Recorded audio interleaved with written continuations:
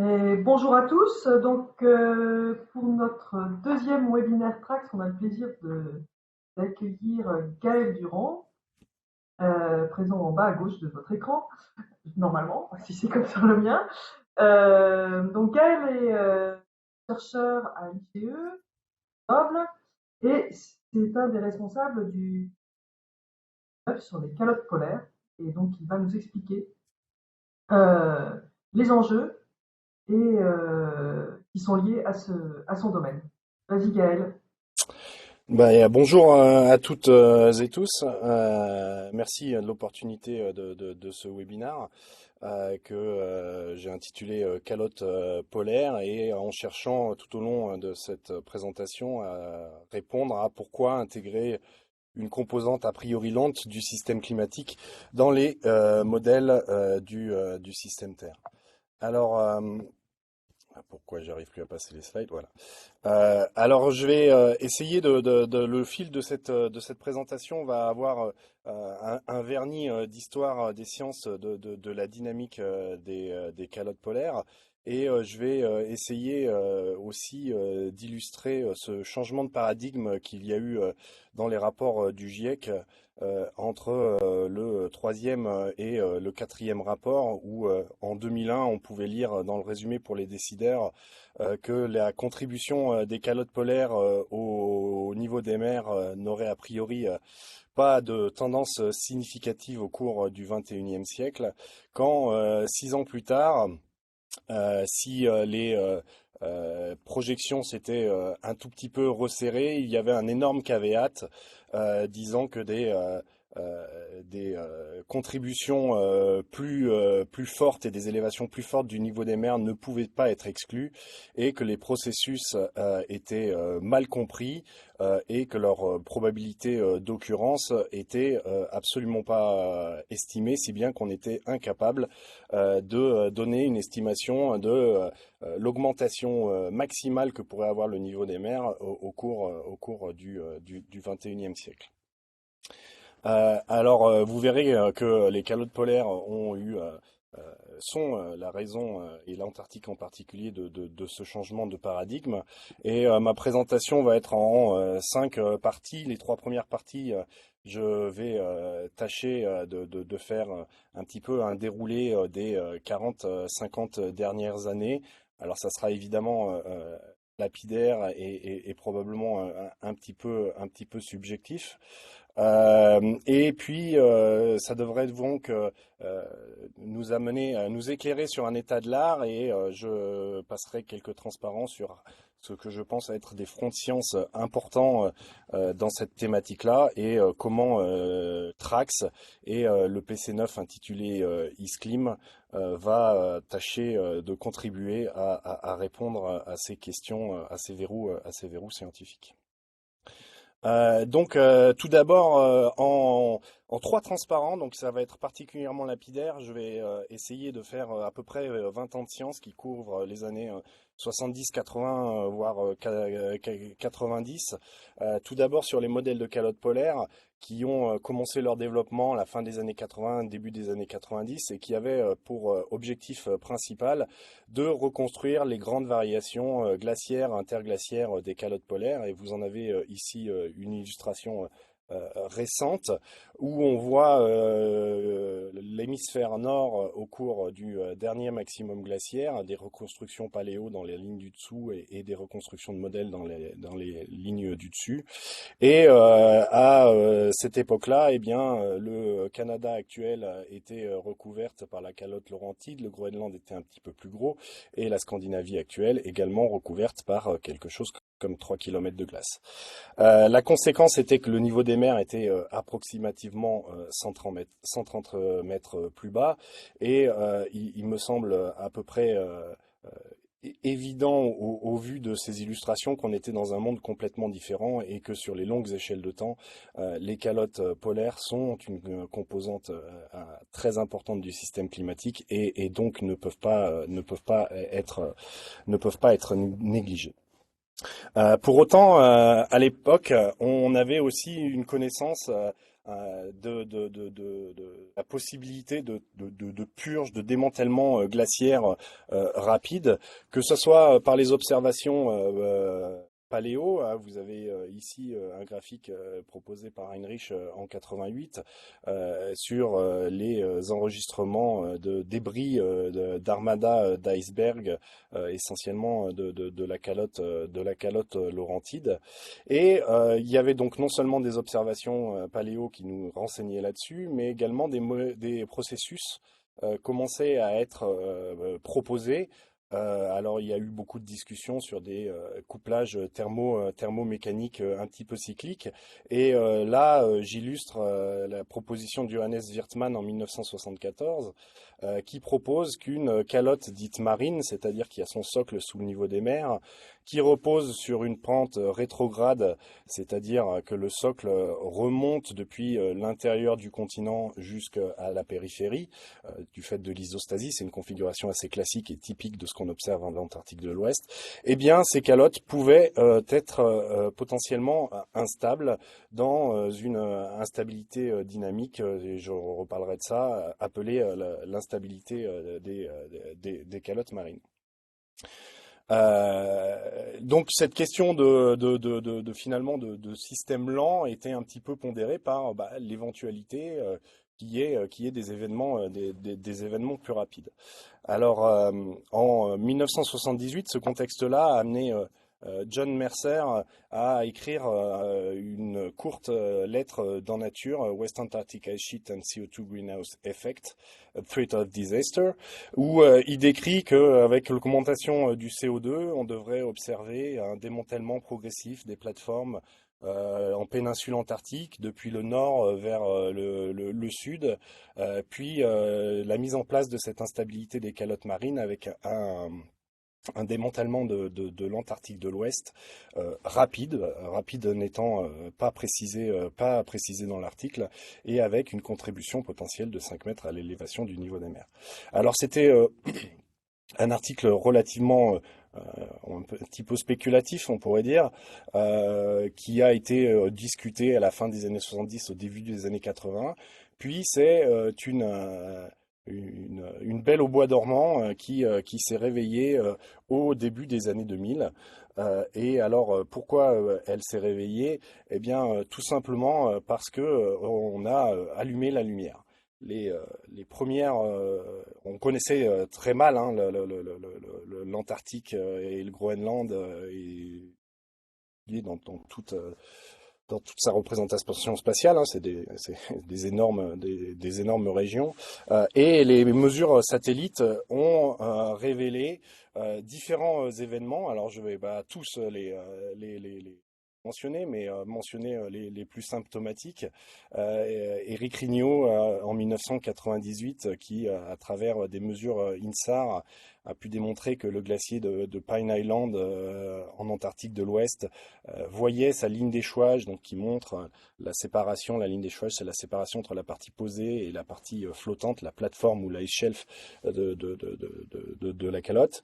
Eh bien, cette ligne d'échouage se retirait à une vitesse approximative de 1 km par an. À peu près à la même époque, Jan Hugin a renseigné l'évolution du Jacobson Isbrae au Groenland, avec un retrait très rapide en quelques années de quelques dizaines de kilomètres du front, et également une accélération très substantielle de ce glacier. Typiquement, à la fin des années 90, au cours de l'été, il s'écoulait à quelque chose comme 3 km par an, quand aujourd'hui, l'été, on observe des vitesses qui sont plutôt de l'ordre de 13 à 14 km par an, et donc exportant d'autant plus de glace vers l'océan.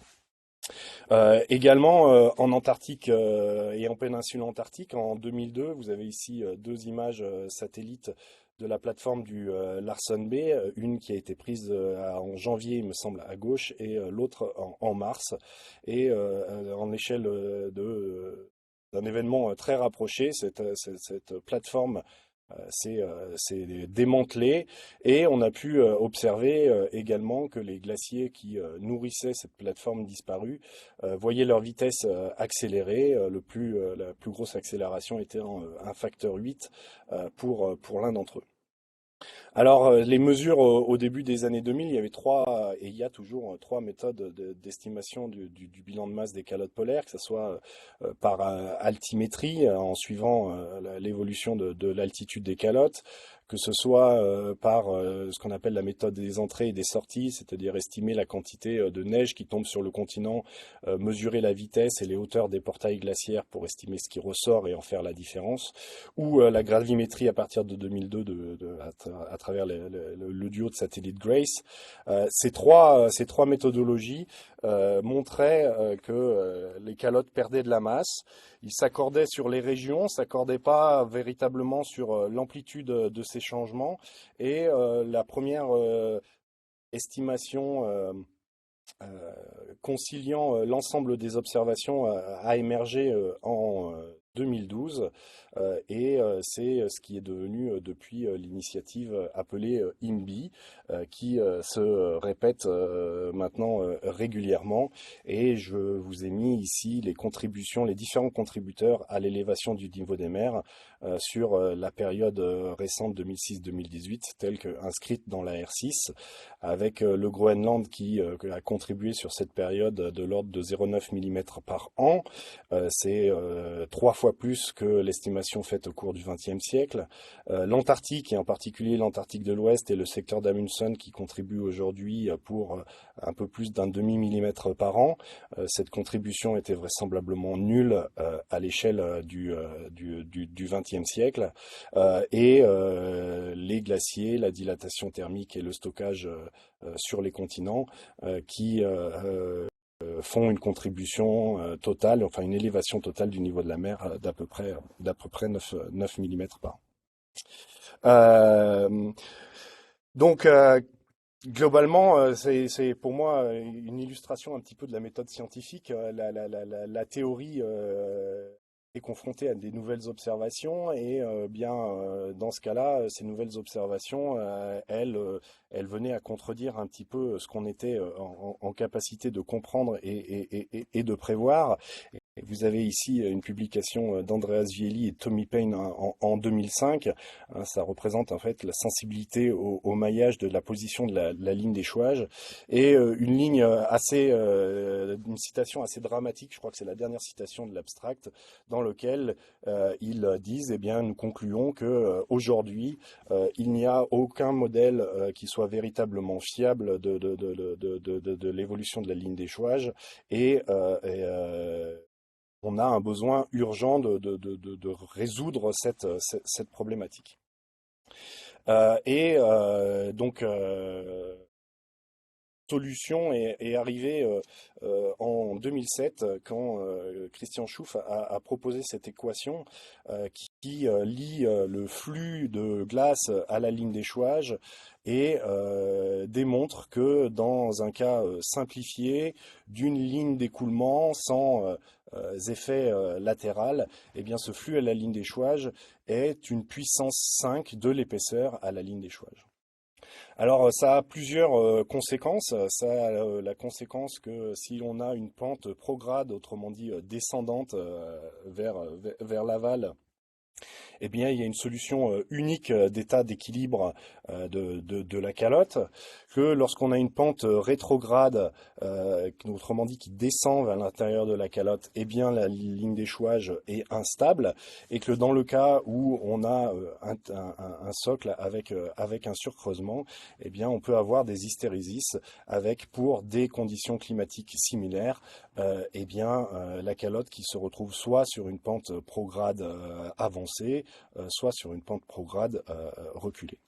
Alors ça a été une excellente nouvelle pour la communauté des modélisateurs puisque on pouvait confronter les résultats des modèles à une vérité théorique et ça a lancé une série d'exercices d'intercomparaison. Vous en avez ici une illustration baptisé dans la communauté le spaghetti plot au cours de l'exercice MISMIP d'intercomparaison pour MISMIP pour Marine Ice Sheet Model Intercomparison Project, où vous avez ici les différentes approches, la résultat théorique dans la ligne noire et comment les modèles sont en capacité de reproduire ces résultats théoriques, ce qui a permis de montrer quelles étaient les approches qui fonctionnaient, quelles étaient les approches qui ne fonctionnaient pas, et en particulier de démontrer que la résolution était absolument capitale, qu'il fallait descendre à des échelles spatiales de l'ordre du kilomètre à proximité de la ligne d'échouage pour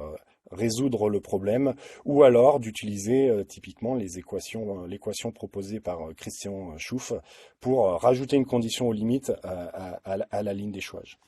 Alors, ces exercices d'intercomparaison, c'est vrai pour beaucoup de toutes les composantes du système climatique. Il y a une longue histoire. Elles se sont enchaînées avec un exercice d'intercomparaison euh, tridimensionnel pour essayer de mieux évaluer et intercomparer les modèles entre eux sur leur capacité à modéliser la ligne d'échouage dans une géométrie 2D plan. Ça a été suivi également par un exercice qui s'appelle MISOMIP, qui est un exercice assez intriqué. En fait, c'est trois exercices d'intercomparaison, un exercice de modèle de calotte dans une configuration un petit peu toujours synthétique mais plus complexe et qui ressemble un peu au glacier de Pine Island, un exercice d'intercomparaison pour les modèles d'océan dans la cavité et également un exercice de couplage. Et enfin, plus récemment, on sort de cette problématique de la ligne d'échouage où maintenant on sait ce qu'il faut faire et ce qu'il ne faut pas faire pour modéliser convenablement la dynamique côtière des glaciers, et un exercice d'intercomparaison qui a été récemment lancé sur le vélage. Et je reviendrai à la problématique du vélage un petit peu plus tard. Alors, la subtilité est en fait dans l'effet d'arc-boutant par rapport à cette instabilité, cette Marine Ice Sheet Instability, et ça a été démontré par Ilmar Gunnlaugsson et ses co-auteurs en 2012, où sur ce socle justement qui est synthétique mais qui représente un petit peu, qui a des caractéristiques proches du glacier de Pine Island. Pourquoi il y a, enfin, où il y a des choses bizarres. Il est possible de trouver des états stables alors que la ligne d'échouage se trouve dans cette pente rétrograde. Et la raison en est dans l'effet d'arc-boutant qu'exerce la plateforme de glace flottante et qui est en capacité de stabiliser l'écoulement. Autrement dit, si dans le cas simplifié d'une ligne d'écoulement, ben, la pente rétrograde c'est une condition suffisante pour déterminer l'instabilité. C'est plus du tout le cas dans le cas tridimensionnel, et bien comprendre cet effet d'arc-boutant et bien comprendre comment il évolue en fonction de la géométrie de l'ice shelf devient absolument capital. Alors, partant de ces progrès sur la modélisation des calottes polaires, il y a eu différentes contributions pour estimer l'impact de l'instabilité des calottes marines sur l'évolution du niveau des mers. Vous avez ici une publication de Catherine Ritz en 2005, où c'est les premières simulations avec un ensemble important de simulation et également euh, un ajustement une calibration de l'ensemble par rapport aux observations satellites. Alors les conclusions principales de ce papier sont de démontrer que le secteur d'Amundsen est et restera vraisemblablement au cours du XXIe siècle la région la plus impactante en termes d'élévation du niveau de la mer pour l'Antarctique, avec des contributions pouvant aller jusqu'à 30 cm en 2100 ou 80 cm en 2200. Et ce que vous voyez sur l'animation à gauche, c'est la moyenne d'ensemble de changement d'élévation de la surface en couleur, et la ligne noire est l'évolution de la ligne d'échouage, la médiane de la ligne d'échouage.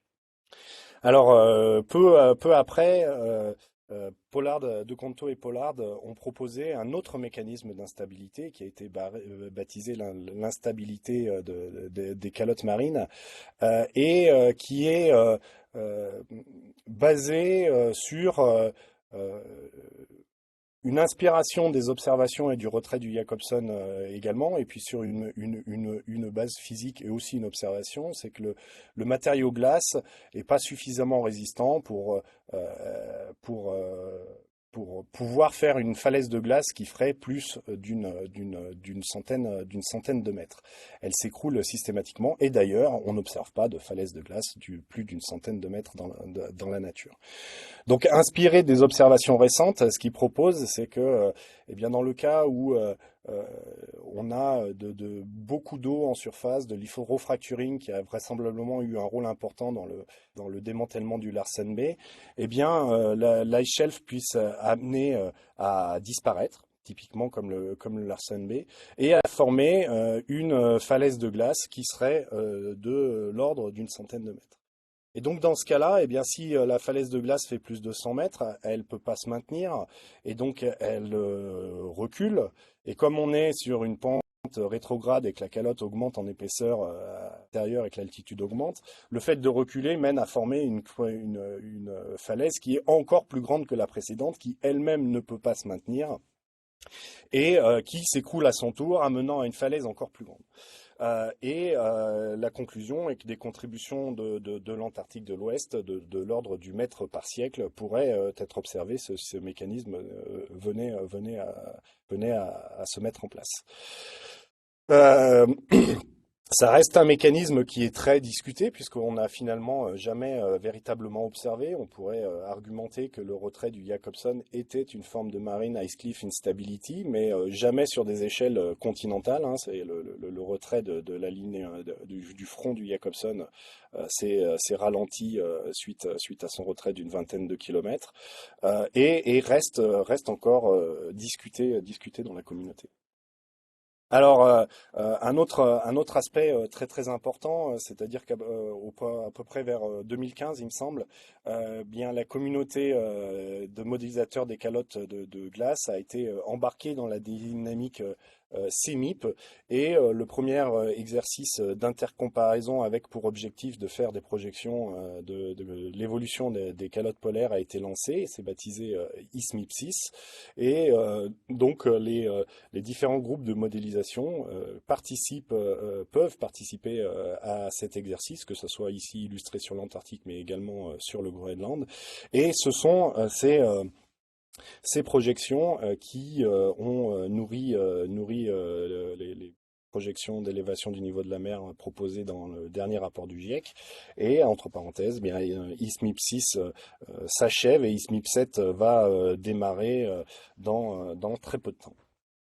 Alors donc ça a mené à ces projections, vous avez certainement déjà vu de l'élévation du niveau de la mer dans la R6, avec quelques contributions clés. Elles seront d'autant plus rapides, conclusions clés, oui, qu'elles seront d'autant plus rapides que les émissions seront élevées, et que, encore une fois, on ne peut pas exclure un scénario d'élévation du niveau de la mer très rapide, et des contributions de plusieurs mètres à l'échelle de quelques siècles. Et donc, pour la première fois, a été introduit dans ce rapport cette ligne en haut des proches plus des distributions suivant les scénarios, cette low likelihood, high impact storyline qui est basée sur cette proposition de marine ice cliff instability. Alors, finalement, on pourrait se demander pourquoi la communauté est-elle aussi mauvaise dans ces incertitudes et en particulier ces incertitudes hautes. Alors, je vais m'essayer à une petite analogie. Je pense que la raison, finalement, c'est que si on comparait avec l'atmosphère, la problématique qui est demandée aux utilisateurs des calottes de glace, c'est de modéliser un ouragan tropical alors qu'on n'aurait observé que quelques petits orages. Donc on a un recul sur les observations qui est très limité. On peut envisager des processus qui seraient bien plus rapides qui pourrait être cohérent avec les enregistrements paléo, bien qu'on pense qu'on n'est pas obligé de les introduire pour les reproduire, c'est pas suffisamment contraignant, et bien on dispose finalement pas assez d'observations et d'éventail d'observations sur les scénarios du pied. Alors, quelles sont les fronts de science aujourd'hui pour essayer d'améliorer ces projections? Ces projections, en particulier ces high-end scénarios, en voilà quelques-unes. La première, c'est je suis convaincu qu'il devient nécessaire d'implémenter les calottes dans les modèles du système Terre.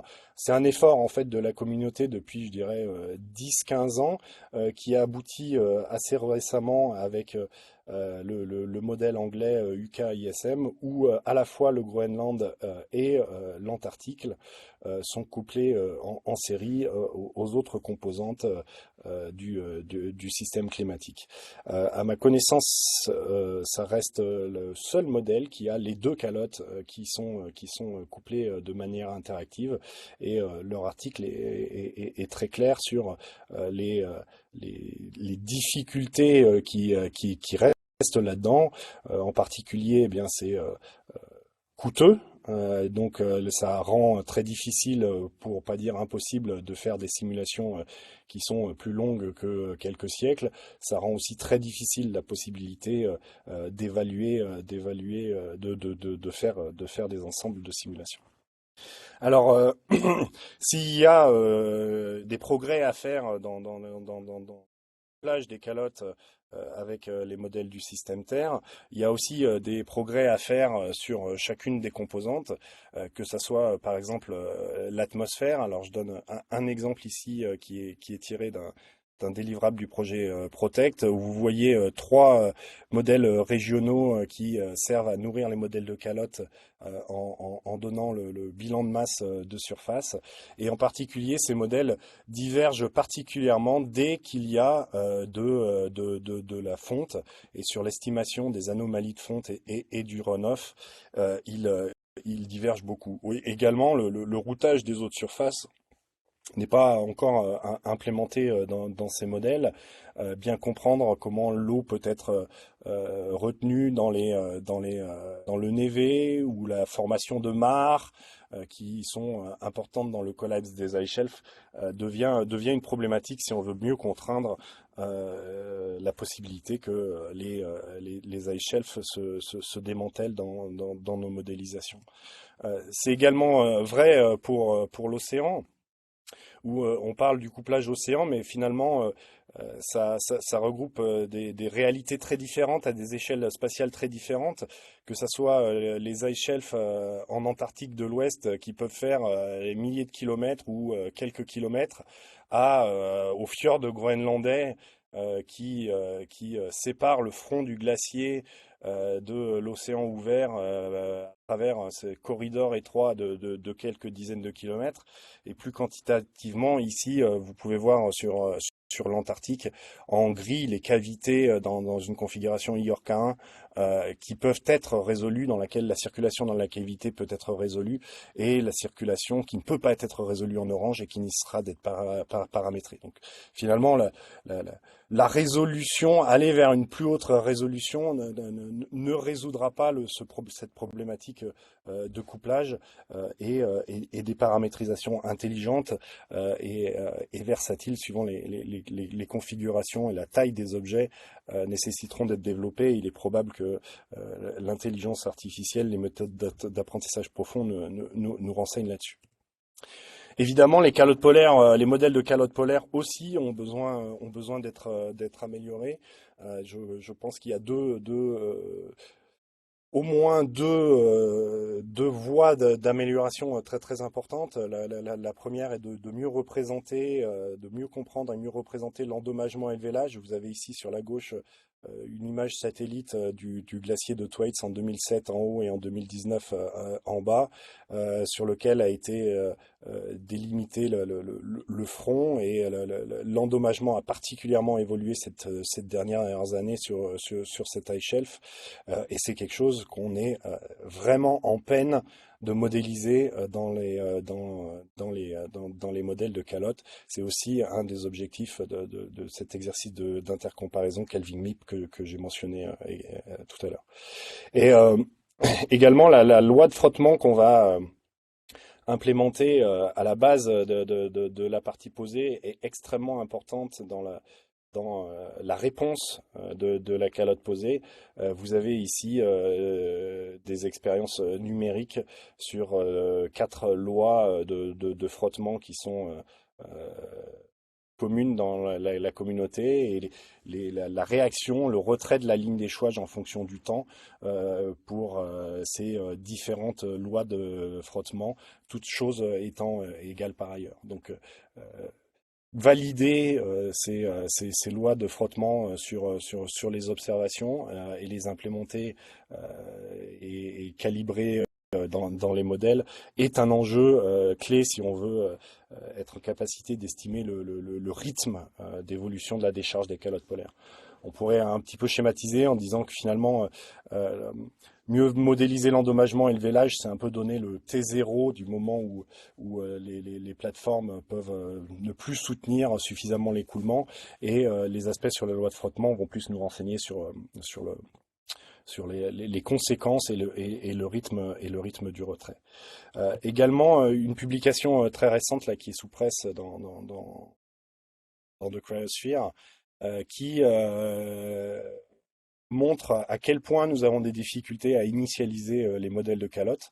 Alors ça restera vrai également dans le modèle couplé. C'est un ensemble de 11 simulations qui reproduisent de manière crédible les changements observés et qui, à climat constant, sont tournés pendant 10 000 ans. Et donc on peut voir que pour certains de ces membres de simulation, eh bien, on observe la mise en place de l'instabilité des calottes marines, quand un certain nombre d'autres de ces simulations eh bien, restent sur une géométrie qui est relativement proche de celle qu'on connaît aujourd'hui. Donc, autrement dit, on est dans l'incapacité de dire si le climat actuel va amener à ce retrait de l'Antarctique de l'Ouest et à quelle échelle de temps. Et clairement, la manière dont on initialise nos modèles est importante pour répondre à cette problématique. Alors j'en viens à la toute dernière partie de ma présentation. Qu'est-ce que Trax et le PC9 baptisé Isclim vont nous permettre pour avancer dans ce domaine de recherche. Alors un petit bilan finalement des forces et des faiblesses de la communauté nationale. Deux modèles de calottes sont développés par la communauté. Le modèle Grizzly, qui a été développé à partir des années 90 par Catherine Ritz et qui a vocation en particulier à être capable de reproduire les grands changements glaciaires, interglaciaires, et qui peut simuler des évolutions des calottes sur plusieurs millénaires, voire centaines de millénaires. Et d'un autre côté, le modèle Elmer-Ice, qui a été initié au début des années 2000 par Olivier Gagliardini, qui était dans un premier temps, un modèle vraiment tourné sur l'étude des processus à petite échelle, et puis qui est monté progressivement en échelle et qui aujourd'hui est en capacité de modéliser l'évolution des calottes polaires sur un siècle. Alors également, on a des acteurs clés, on a 2 outils, mais on a également des acteurs clés dans la communauté internationale qui sont reconnus pour leur expertise, que ce soit dans la modélisation des calottes polaires, mais également la modélisation de l'atmosphère polaire, des océans polaires et des interfaces entre ces 3 composantes. Et la difficulté que l'on a, eh bien, c'est que ces développements et le maintien de ces développements se fait depuis 4 décennies maintenant, ou presque, ou 3 en tout cas, sans véritablement, sans soutien numérique d'ingénieurs de calcul numérique, et entre les chercheurs et les étudiants. Et non seulement cette capacité de développement et de maintenance est insuffisante et non pérenne. Enfin, comme elle était inexistante, elle est non pérenne. Et c'est exactement là que Trax va nous permettre, alors pas de manière pérenne, mais sur des durées de temps qui sont plus longues que nos habitudes, sur 8 ans, de renforcer, et je vais y revenir dans un transparent, mais avant une brève slide le plus verbeux sur les objectifs de Trax. C'est donc établir une hiérarchie d'approches numériques pour mieux évaluer les impacts et les rétroactions des calottes polaires dans le système climatique. Alors cette hiérarchie d'approches numériques, elle se fait de différentes façons. Elle se fait dans les modèles de calottes polaires qu'on veut développer pour qu'ils soient à la fois capables de représenter les changements actuels et leur évolution sur quelques siècles, mais aussi de simuler les grandes déglaciations du Quaternaire, tout comme les événements rapides. Donc on va, durant les 3 premières années, continuer à le développement de Elmer, Rice et de Grizzly, voir si une convergence est possible, évaluer cette convergence et continuer les développements, en particulier autour des problématiques de vélage d'iceberg et de friction basale. Il va falloir également améliorer la description de la circulation océanique, hein, comme je l'ai mentionné, que ce soit dans les cavités grandes ou petites sous l'Antarctique, mais également le long des fjords du Groenland. Également les processus atmosphériques. Et enfin, bien, tout mettre ensemble pour représenter ces rétroactions entre l'océan, l'atmosphère et les calottes polaires. Là encore, avec différents niveaux de complexité, allant de paramétrisation dès qu'on va regarder des changements qui seront courts, décennales, centennales et de faible amplitude, des représentations plus explicites pour ce qui est possible de faire en fonction de la résolution des modèles en particulier.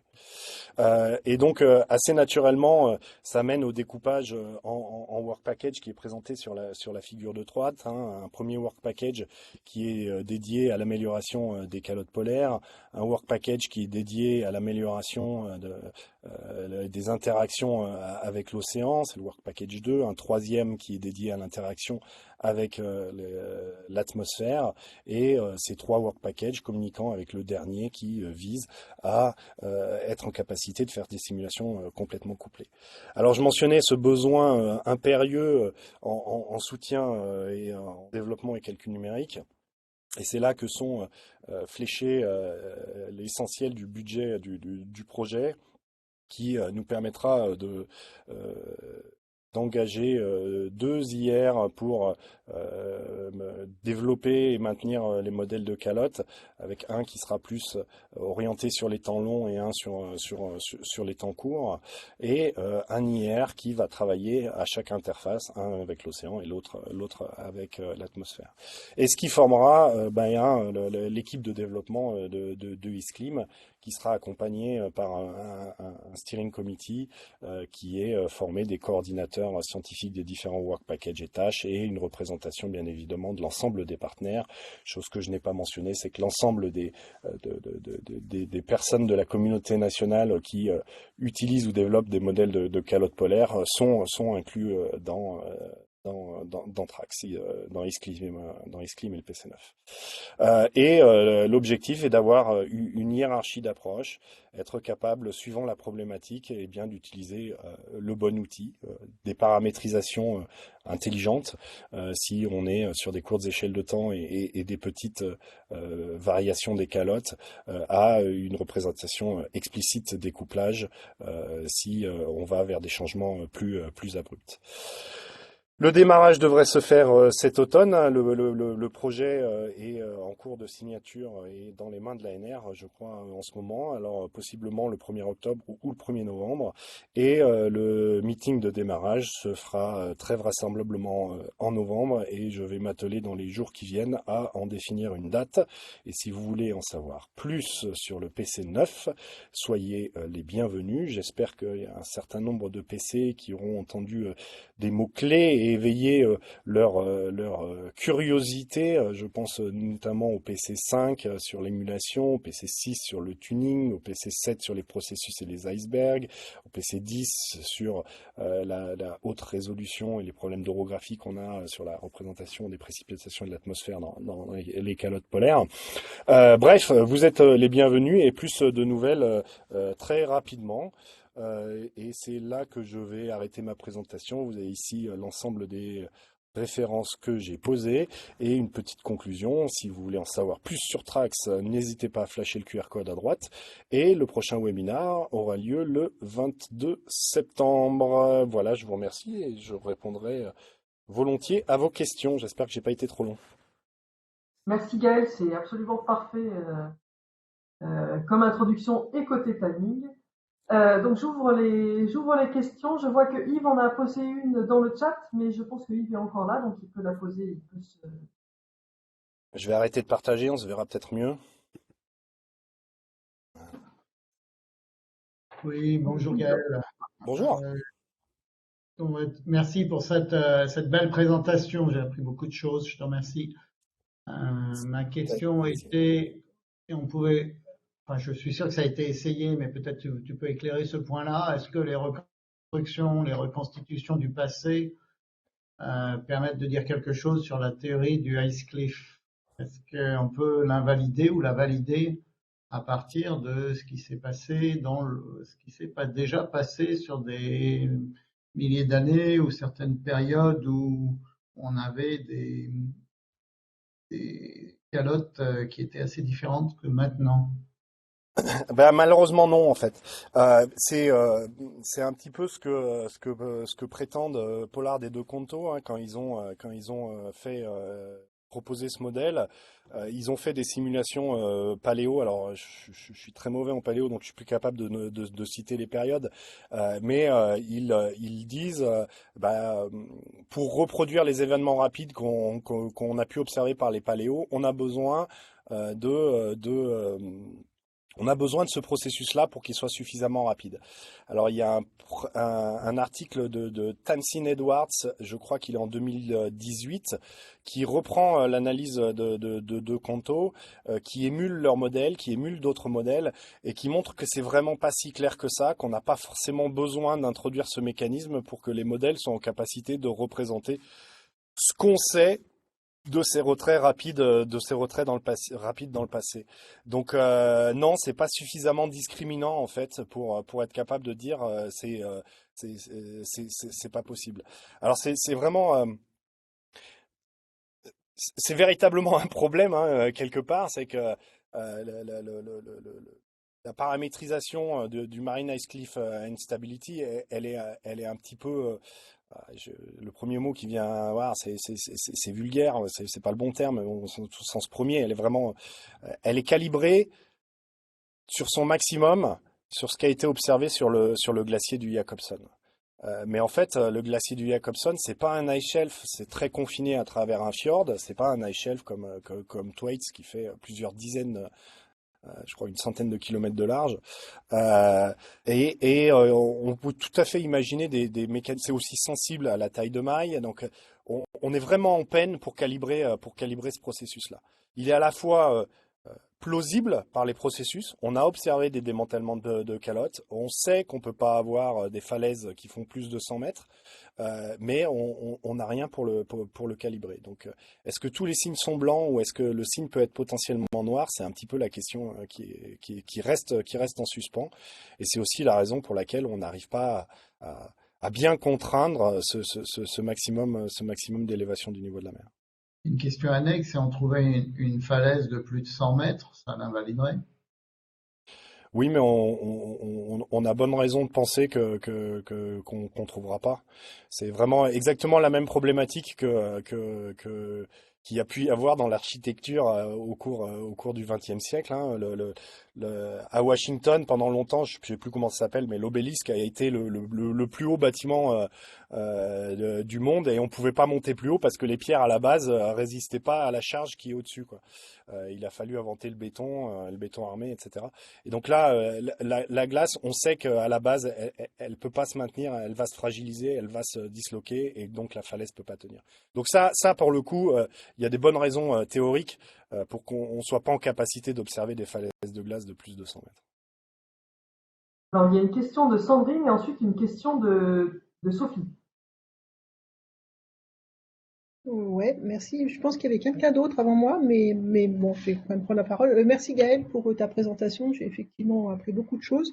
Alors moi, je vais venir sur des questions un peu plus en lien avec le PC1 notamment. Je voulais savoir en quoi finalement les développements que vous allez mener au sein du PC9, donc ou essayer de déverrouiller là, ces fronts de science, vont réduire un peu les incertitudes sur les niveaux de MR sur le siècle qui arrive, et notamment pour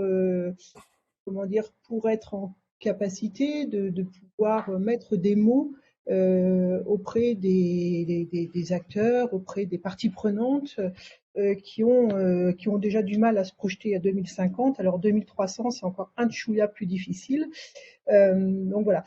Mais j'imagine bien que les développements qui sont faits là vont permettre voilà, de répondre à des questions du siècle présent, quoi. Donc tu l'as peut-être dit, mais je l'ai Ouais, peut-être mal intégré. Et est-ce que tu pourrais voilà, me le redire si ça a déjà été dit? alors je ne sais pas si je vais répondre clairement à ta question. En tout cas, je vais essayer de donner des éléments de réponse. Euh, D'abord, diminuer les incertitudes. Alors, je dois avouer que j'ai de plus en plus d'humilité par rapport à ça. J'ai de plus en plus de mal à écrire qu'on va diminuer les incertitudes. Mieux les caractériser, mieux les contraindre, me sied de plus en plus. Je pense Ouais, je qu'il suis faut d'accord être avec toi. J'ai pas utilisé le bon terme. extrêmement prudent là-dessus. Mm. Et je pense d'ailleurs que c'est aussi un message à avoir avec les parties prenantes, c'est de dire que bah, il y a ce qu'on appelle les incertitudes profondes, et ça en est une, hein, les unknown unknowns, et ça va pas être facile à relever.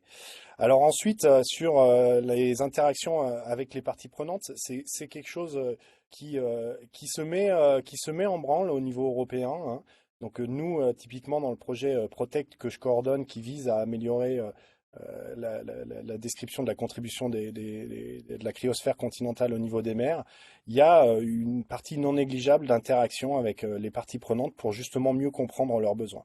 Et en effet, tu as complètement raison, il y a une vision, alors ça dépend hein, des parties prenantes, mais il y a quand même globalement une vision assez court-termiste et les longues échelles de temps sont d'un intérêt moindre, ou en tout cas pour des parties prenantes très particulières. Et globalement, c'est celles qui sont liées à des infrastructures à risque, typiquement des centrales nucléaires ou des héritages culturels comme Venise. Euh, Après, il y a des questions sur finalement la manière donc j'ai mentionné le projet Protect, mais il y a un autre projet qui s'appelle Coquelicot, qui est dirigé par Gonéry Le Cosanet au BRGM, qui vise à lancer un peu ses premiers services climatiques côtiers, comment il pourrait avoir. Donc nous là vraiment le but du jeu dans lequel on est aujourd'hui, c'est de mieux comprendre quels sont les besoins en fonction des parties prenantes et de voir bah, comment on peut y répondre et ce à quoi on peut répondre. Par exemple, dans les discussions, on se rend compte, et c'est dans l'interaction, que une question qui est finalement pas de prime abord relevée par les parties prenantes, mais quand on discute avec eux, ils se rendent compte que ça peut avoir d'intérêt, c'est le Committed Sea Level Rise.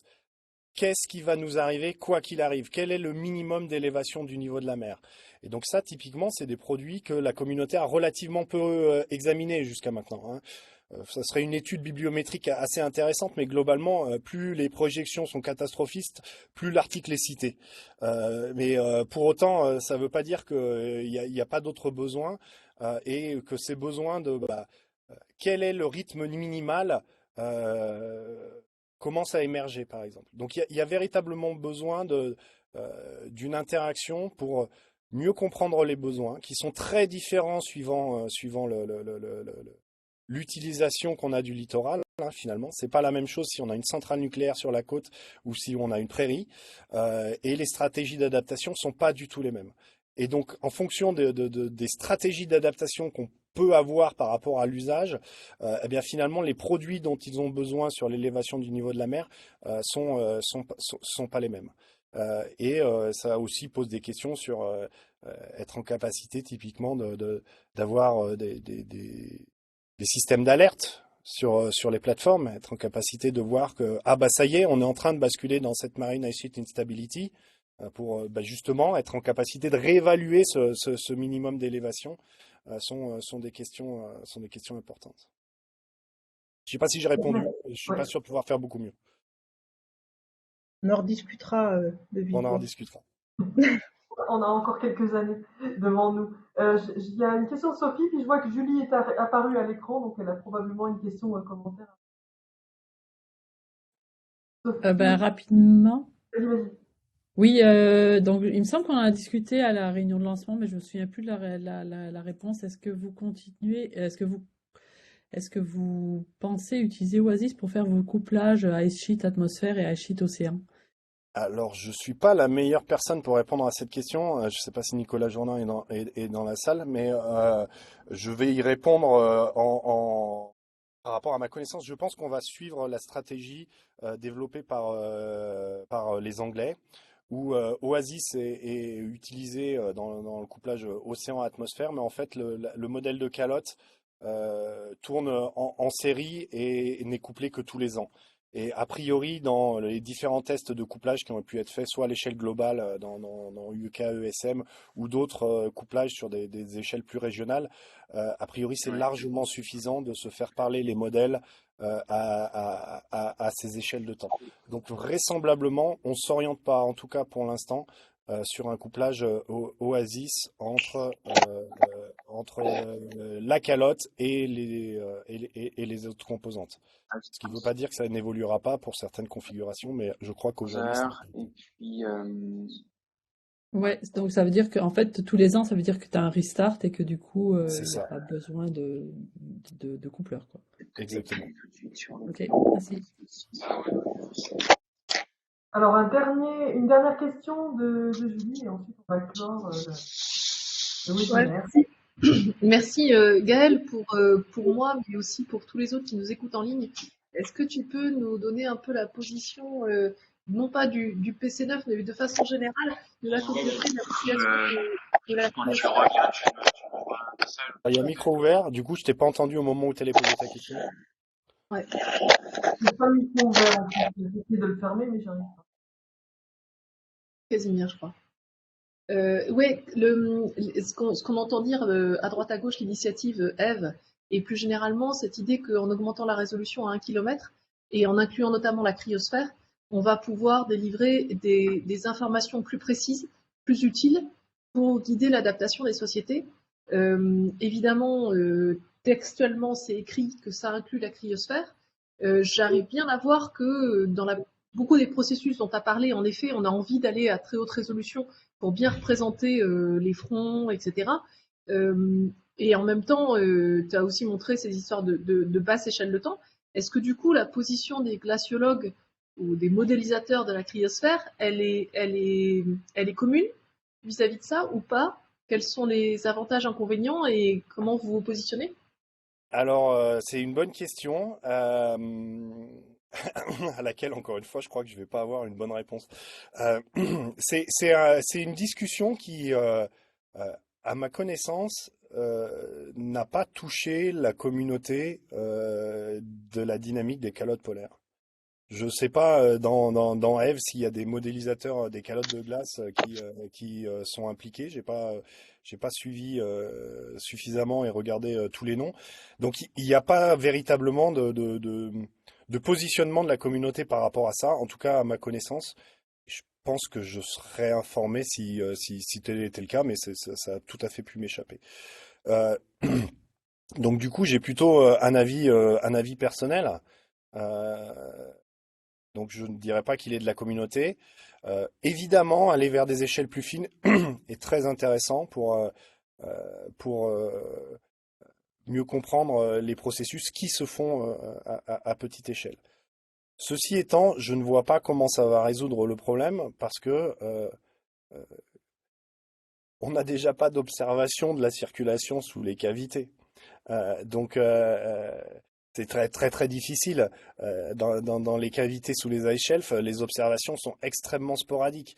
Donc, est-ce qu'avoir quelque chose qui finalement, un modèle qui est plus résolu que nos observations, va nous permettre de véritablement contraindre le modèle? Alors, je suis pas forcément compétent, mais ça me semble pas d'une évidence absolue. Et ensuite, euh, où on s'arrête? Est-ce qu'on va être en capacité d'aller à quelques centaines de mètres? On connaît déjà pas la bathymétrie, on ne connaît pas la géométrie à des échelles de dizaines de kilomètres. Donc, je suis vraiment pas, je suis convaincu que ça a un intérêt dans la compréhension des processus, dans la compréhension donc, mieux comprendre les processus nous aidera à mieux les représenter, mais je peux même aller plus loin. Je ne pense pas que on va reprendre ISMIP6 là qui est en train de s'achever. Un des objectifs était aussi de faire des réalisations avec les modèles couplés dans les ESM. Ça a pris évidemment beaucoup plus de temps que ce qu'on espérait, et c'est essentiellement les modèles standalone de Calotte qui ont fait les projections. Et je serais prêt à parier que pour ISMIP7, il y aura beaucoup plus de simulations avec des ESM, mais je suis prêt à parier que c'est encore les modèles standalone qui feront l'essentiel des projections du niveau de la mer. Je pense que le couplage est intéressant, en tout cas dans un avenir proche, on va dire sur les 10 ans, pour mieux comprendre les processus, mieux quantifier les forçages, et mieux comprendre les rétroactions, en particulier s'il y a des événements rapides. Mais en termes de produits finis, on va dire, sur l'adaptation et l'impact, je pense que c'est beaucoup trop lourd, ça quantifie trop peu les incertitudes pour qu'on puisse se prémunir de modèles de calottes avec une échelle qui restera pour un grand nombre d'entre eux de plusieurs dizaines de kilomètres. Donc, je suis vraiment pas convaincu. Je suis même convaincu du contraire.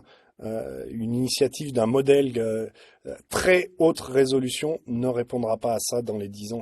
J'en suis intimement convaincu. J'espère que j'ai répondu. En tout cas, encore une fois, c'est pas un positionnement communautaire parce que je crois pas, à ma connaissance, que cette discussion est ébranlée ou finalement que la communauté a été questionnée là-dessus. Merci beaucoup. On peut pas applaudir, enfin on peut tous applaudir visuellement, je ne sais pas, mais en tout cas merci beaucoup Gaël pour cette super introduction au large. Donc le prochain webinaire de Trax aura lieu le 22 septembre à 11h, probablement sur la thématique du PC1. Je vois Sandrine réapparaître, donc c'est sûr. Voilà. Merci à tous et voilà, on Merci à tous. applaudit et puis bonne fin. Très bonne fin de journée. Merci, à bientôt. Ouais. Merci beaucoup. À bientôt.